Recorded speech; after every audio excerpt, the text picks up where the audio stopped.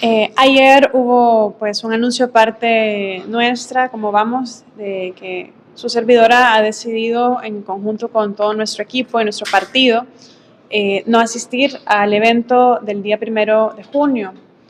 Pero más importante que asistir o no asistir a ese evento es revisar qué es lo que ha pasado en los últimos 5 años, qué cosas han sucedido y qué cosas debieron haber sucedido. Hay una serie de deudas importantes en materia, 1, de derechos humanos y justicia; 2, en temas relacionados a infraestructura, tanto vial como infraestructura para el desarrollo social; y 3, en lo que tiene que ver con la economía y las finanzas del Estado. En primer lugar, con el tema de justicia y derechos humanos. A ver, tenemos una situación grave en materia de derechos humanos. Una de las cosas más graves son cientos de personas que han fallecido bajo la custodia del Estado en el marco del régimen de excepción.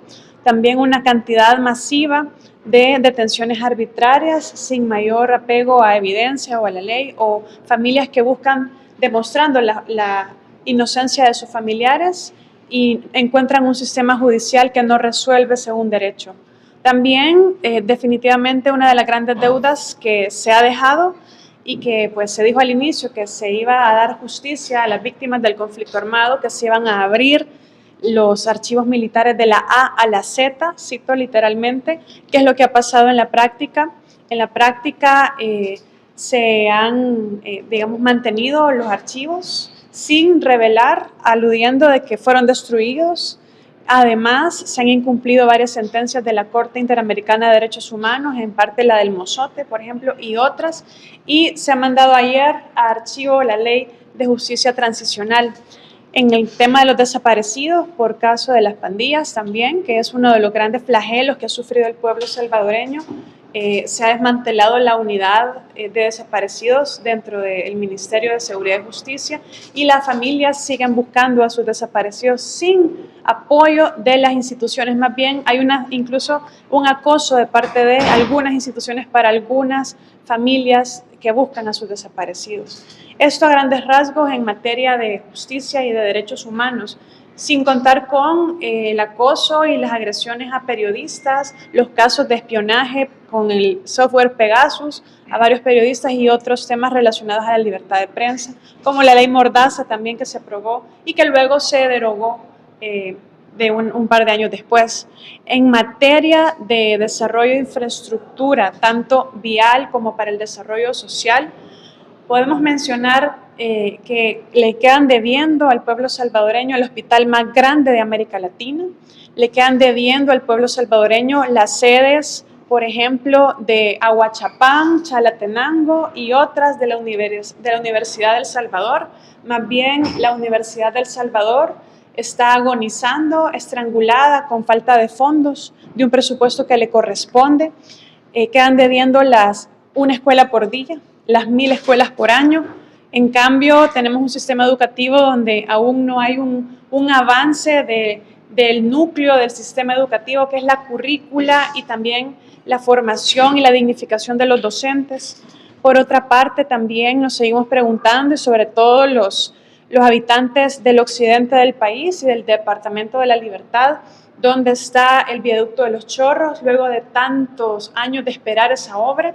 También otros proyectos que se hablaron en su momento que siguen siendo un render, como el aeropuerto del Pacífico, el tren del Pacífico, la Bitcoin City, y pues temas de desarrollo vial también, ¿dónde están o por qué no están funcionando esa gran cantidad de semáforos inteligentes que se han instalado?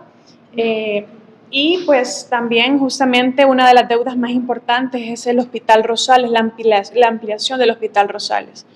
Luego, para terminar, en materia también de economía y finanzas públicas, durante estos 5 años hemos visto cómo ha aumentado la cantidad de salvadoreños que han caído en la extrema pobreza.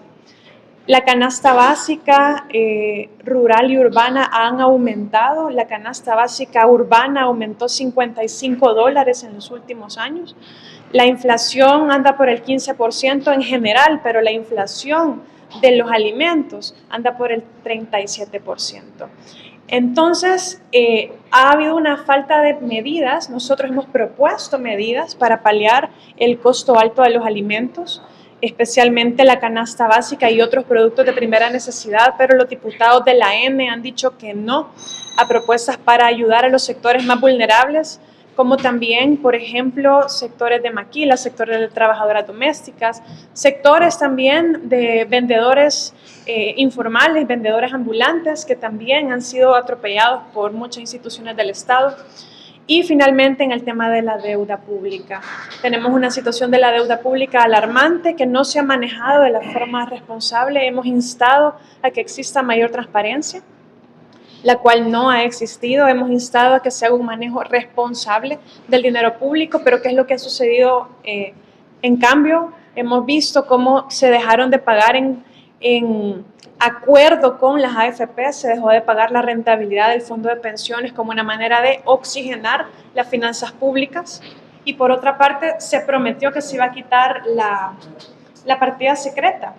Sin embargo, se crearon otros mecanismos que funcionan básicamente igual. Por ejemplo, el Fondo de Protección y Mitigación de Desastres, FOPROMID, que también es una cartera oscura del Estado donde no pasa la asignación de fondos por la Asamblea Legislativa por ser de emergencia, pero se ha abusado del tema de la emergencia para esto. Y también la creación de la DOM y todas las empresas privadas creadas con fondos públicos que tienen la discrecionalidad de utilizar esos fondos para cualquier fin de manera poco transparente. Quiero terminar con el tema de la lucha contra la corrupción. Y en temas de lucha contra la corrupción hubo promesas muy importantes que hubiesen sido el camino correcto a seguir. Y el camino correcto a seguir hubiese sido justamente una de las primeras cosas que se planteó es la creación de unas CICIES. Nosotros propusimos que la CICIES fuera liderada por Naciones Unidas y que fuera independiente del Ejecutivo. Entonces sí podíamos haber tenido un mecanismo internacional efectivo en contra de la corrupción. Sin embargo, se dejó un esquema un poco más permisivo, controlado por el órgano ejecutivo, y claro, cuando salen a la luz casos de investigación de actos de corrupción en el marco de la pandemia, entonces esa CICIES es cerrada y prácticamente expulsada del país, pero los casos ahí están y no se investigaron.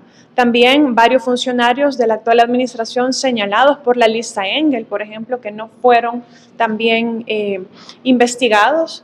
Y creo que una de las cosas más importantes y que llama más la atención es la mayoría de información financiera del Estado puesta en reserva. Este es nuestro balance de estos 5 años.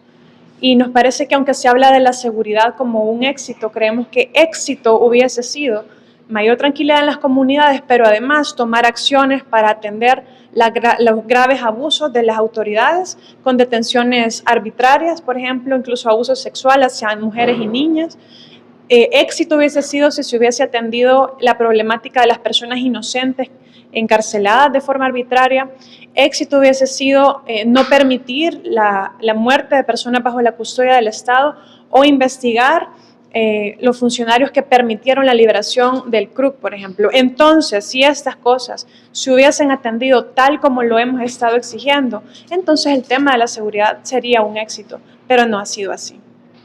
En temas de salud, diputada, en temas de educación específicamente, ¿usted considera que existe un retroceso en el país?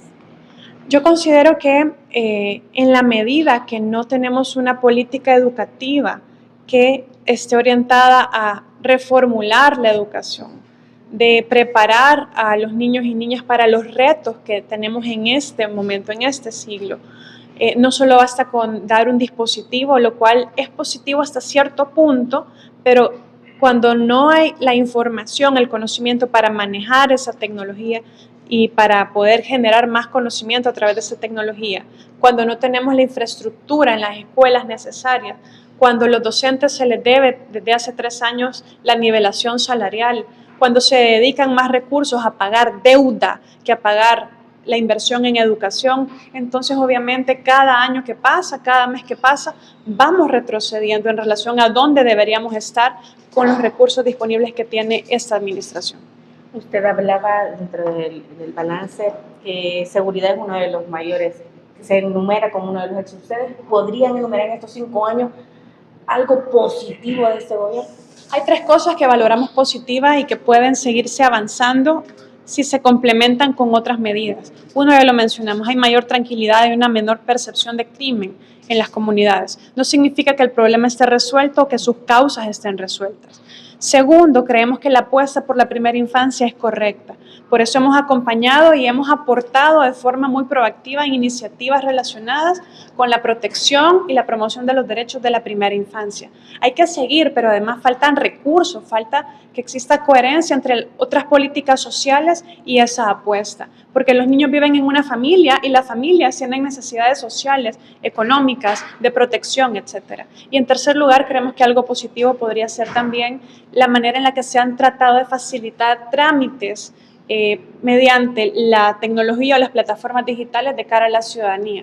Eso tiene que traducirse en que la atención de las mismas instituciones también sea efectiva hacia las demandas que tiene la ciudadanía. En el tema económico, este nuevo quinquenio debería de enfatizar más en el aumento del salario mínimo. Creo que esa es una discusión que hay que tener. Merece un diálogo social, un diálogo económico y social, donde el área productiva, el área laboral y el Estado mismo puedan entrar en diálogo para poder apostarle a mayor productividad y al mismo tiempo poder aumentar los ingresos de la población, pero pasa por un diálogo. Diálogo que no es posible en condiciones de alta confrontación, de discurso de odio, de miedo incluso de la libertad de expresión, pero desde nuestro punto de vista, y si nosotros fuésemos gobierno, le apostaríamos a un diálogo social y económico que permita que se aumente el salario mínimo, que ya hay instancias para eso con base en el alto costo de la canasta básica, pero además también un diálogo con el sector privado que permita potenciar la productividad especialmente de las empresas salvadoreñas que merecen toda la atención de las autoridades.